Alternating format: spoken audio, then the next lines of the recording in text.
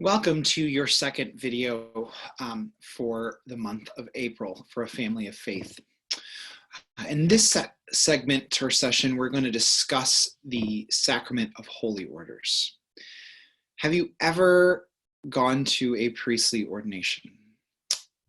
If you haven't, I encourage you to go when your diocese has them, and if there's room and makes it available. Obviously, it's a public ceremony. Sometimes there's tickets involved and stuff, so not always can you go unless you know the people. But it's a truly beautiful mass. We had the pleasure of several years ago going to an ordination mass in which 10 men were ordained for that diocese. Of those 10, about 5 of them were former students of mine, and it was such a joy and a beautiful thing to see and to witness. The priesthood is truly a great gift that God gives us, and when we see good holy men living out this sacrament and this vocation in a very real and authentic way, it really just gives us so much hope. Myself anyway. So let's talk a little bit about this sacrament. So Christ promised that he would never leave us or forsake us, right? He promises that he's never truly going away. Well, the sacrament of holy orders is one way that he fulfills this promise, right? Through the sacrament of holy orders, Christ makes himself present in very real ways through the sacraments that are administered by these men. A priest acts in persona Christi, in the person of Christ, right? So when a priest administers the sacraments, he is not the one acting. It is Christ that is present. Jesus Christ gives us his grace through the sacraments. So the sacraments are real, authentic encounters with Christ, right? They're not just symbols, they're authentic encounters. And the priest is the one acting in the person of Christ. So for example, right, there's a reason that in the Mass, the priest doesn't say, this is the body of Christ and this is the blood of Christ. He says, this is my body. This is my blood at the consecration, because he is acting in the person of Jesus. When we go to confession, we aren't confessing our sins to the priest, we're confessing them to Christ himself, right? The priest simply acts in the person of Christ. This is a really profound and beautiful reality. They are Christ's hands and feet to us. A call to holy orders is a call to serve, right? This is truly a call to service. And, sadly, I know that we've lived through a lot of scandals, and there's a lot of priests who have not lived this calling well, and we may have even had negative experiences and encounters with priests. But I can tell you that my experiences with priests that are positive far outweigh the negative ones. Yes, I've experienced cranky priests. Yes, I've experienced priests who don't serve the way they should. But most of these men are trying so hard to serve and serve tirelessly. Right? Christ calls certain men to act in his person by teaching, strengthening, and guiding his church as ordained priests. This is a call. This is a calling. This is not just a job. This is a calling.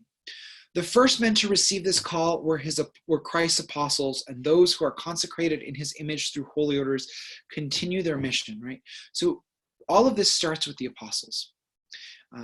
No man has a right to receive the sacrament of holy orders. It is a call to serve, not a position to be earned, right? This is a call to service, and nobody has a right to this. Just like, so to liken it, and we're going to talk about marriage in the next session, but to liken it, right? If I meet this beautiful woman, right, my wife, I'm going to use my wife as an example. When I met my wife and I really started to feel called to marry her, and we had to have these discussions, and eventually I proposed, right? I got down on one knee and I proposed to her. If she had said no, regardless of how I felt, I could have felt called to marry her. If she didn't feel called to marry me, then I didn't have a right to her, right? I had to answer a call, but that call, she also had to be accepting of that call. So as priests, we might, for someone who's discerning the priesthood, they might feel called to the priesthood, but the church also has to mutually accept that calling, right? So that's why we say no man has a right to it. A man might really feel called and pursue it, but it's also up to the church to discern whether or not they feel like that call is to be answered. So it's a mutual discernment. It's not just the priest decides. Let's talk about this. I've already mentioned a little bit about this reality. What if a priest is guilty of grave sin or tremendous weakness? It's a very valid question, right? I think that we are right in a lot of ways to be outraged when we hear of priests abusing this, to almost be more outraged than anyone else, because it is a true betrayal, right? However, holy orders does not make men immune from weakness and sin. Priests are still human, capable of grave sin, and they have many weaknesses, and they need our prayers, right? Just because somebody receives the grace of holy orders, it's not magic for them to magically be these perfect human beings. And so we should have a little bit of mercy on them as well. So if a priest who is in grave sin celebrates the sacraments, right, those sacraments are still valid, right? Remember, however, that Christ is the one acting through the priest, right? So as I said, they're in persona Christi regardless of the state of their soul. Okay? Therefore, holy orders guarantees that the grace of the sacrament is valid and effective even when they are performed by a sinful minister. That's the reality. God can act. Just like God can use you or I in our weakness and in our sinfulness in small ways, this is equally true, if not more true, with the priests, right? They have received this grace of ordination and they're able to act on it. That doesn't excuse or justify their sinful behavior.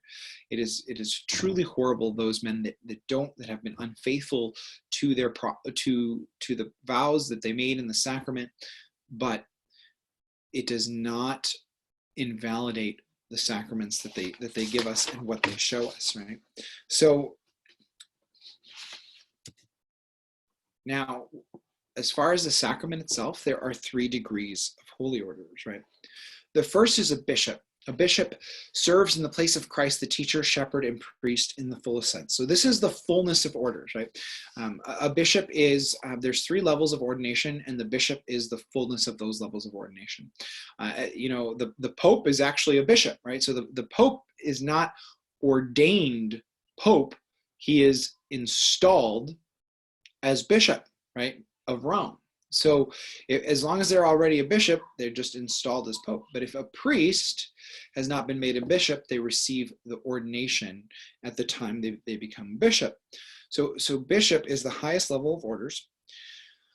We can trace the unbroken line of apostolic succession through the bishop. So the bishop is the direct successor of one of the original 12 apostles. A bishop serves in the place of Christ, the teacher, shepherd, and priest in the fullest sense, right? In the fullest sense, they serve in this matter. They really are the main shepherd in the diocese, and the priests are an extension of that. Only a bishop can administer the sacrament of holy orders, and he is also the ordinary minister of the sacrament of confirmation. So confirmation, while priests are given special permission to confirm, say an instance like the Easter Vigil, where there's multiple parishes that are confirming in one night, and the bishop can't be at all. The bishop does grant that special ability to a priest, but he is the primary minister of the sacrament of confirmation. He has care over a particular church or diocese given to him by the Pope, right? So a bishop is given governance and jurisdiction over a certain diocese. So the bishop is actually responsible, to just give you the degree of responsibility that sits on a bishop's shoulders, right? A bishop is actually responsible for the souls of every human being that resides in his diocese, not just the Catholic souls, right? But every single soul that resides in that diocese is the spiritual responsibility of that bishop. He has care, he is responsible along with other bishops for the apostolic mission of the church, right? So the bishop with the others have a special calling to spread the gospel, teach the gospel, and see the growth of the church happen, the apostolic mission. Only the Pope can appoint someone to become ordained a bishop, right? So this is not an election thing. This is not a democracy. The Pope is the only one with the authority to appoint a bishop and to call them to that level of ordination, right? It's very different than I'm going to, a young man can say, I'm going to discern a vocation to the priesthood or to the diaconate, but they can't say I'm going to discern a vocation to be bishop, right? That's something that really is literally given to them by the Holy Father. And if you talk, any priest who has good sense does not want to be a bishop, right? You talk to any good priest, they say, no, I do not want to be a bishop, right? But when they're called upon, do many of them serve faithfully? Yes. But a bishop is a true position of real service, and we should be weary of people that aspire to be bishops, right? But a bishop is the chief servant, really. He's the chief servant of the diocese. The second level of ordination is the priesthood. So, and priests are ordained in order to fulfill the mission of the bishops, to assist in their ministerial duties. A priest is an extension of a bishop. So they're the arms and the feet of the bishop, right? He can only exercise his ministry in dependence of the bishop, right? So a priest's power is or ability, I don't know that power is a great word, but their ability to confer the sacraments, their authority extends completely from the bishop, right? It does not exist independent from the bishop. The priest is the ordinary minister of the sacraments other than confirmation and holy orders. So the priest is the ordinary minister of baptism, of the Eucharist, of confession, right? They're witnesses to marriage. We'll talk about that later. The priest is not the minister of the sacrament of marriage, but they are the lead witness to that sacrament. While the bishop is charged specifically with teaching and governing, the priest is charged with sanctifying, right? So the bishop's role is very much one of teaching and governing, right? The bishop is part of the magisterium of the church, the teaching office of the church, right? The priest, their role is to help sanctify, right? And they're going to go out into the people and help them become holy, right? The job of the priest is to help sanctify their people. The third degree of holy orders is the diaconate. And deacons are ordained by their local bishop, and he assigns them a special ministry, right? Deacons can be transitional or permanent. A transitional deacon simply means it's somebody who is on their way to becoming a priest, and they spend some time as a deacon before that happens. A permanent deacon merely seeks to serve the church in his role with no calling to the priesthood. So some men might be called to be deacons, but they don't feel a call to the priesthood. They can often be married and have other jobs, right? It's not uncommon. Most deacons work a full-time job and serve their parish, their assigned parish, on the weekends, or have careers in addition to the service they provide to the church. And deacons can be a great help. I've met very many holy deacons in my life who really just love their call and love the church and want to serve it in whatever way they can. A deacon may serve at the celebration of the sacraments, especially the Eucharist, so they can assist at the Mass, they can preach the homily, they can read the gospel, they can distribute Holy Communion, they can bless marriages, they can also witness to marriage, they can baptize and preside over funerals, they can proclaim the gospel and preach and dedicate themselves to various charitable ministries, right? So deacons are also a great, great gift to the church. As you can see, the sacrament of holy orders really is about service, right? We talked about in the first video, these are the sacraments of service to communion, right? In marriage, we're going to talk about in the next section about how that service, if you're called to marriage, your service is to serve your spouse and your children. In the sacraments of holy orders, your primary call is service at the body of Christ, service toward the people. It's a true laying down their life. You are not your own anymore. And I strongly urge all of us to really pray for all of our priests, bishops, deacons, all those ordained to the priesthood, into whatever degree of these orders, because these men are under intense spiritual attack. The ones that are truly striving for holiness, you see them just laying their lives down constantly. In this particular culture, there's so much pressure on them, and they really, really are fighting the good fight. So let's pray for all of those who have answered the call and are really living it out. And let's also pray for those who might not be living this out to the way they, and the extent that they should. Pray for their conversions, pray for their healing.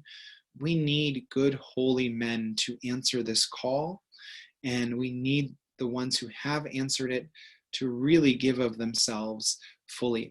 So let's continue to pray for them as they pour out their grace. At this time, we'll go ahead and end this portion here, and you feel free to discuss or reflect on anything that was mentioned, and look forward to having you listen and join us for the third session as we explore the sacrament of marriage. God bless you.